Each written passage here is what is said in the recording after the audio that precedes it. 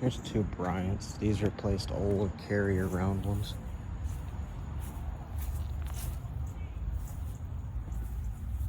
Low voltage is 14. The round ones are right there. There's where the line sets went in. Here's two old round ones. I've never seen these before. Compressor. I can't tell what compressor's in there.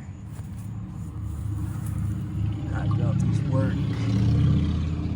1983. Looks like a 1.5 ton. This one's got the motor changed. I can't see the compressor down in there. Probably an old car oil or something crazy. Looks like this one's a 2.5 ton from 1983. Disconnects are still turned on. That is awesome. Then here's two Bryants. One replaced a Teardrop and the other replaced a CKC, or maybe it was these mini splits. I think it was the Bryants though, because they were like right here. 14. So one more little surprise.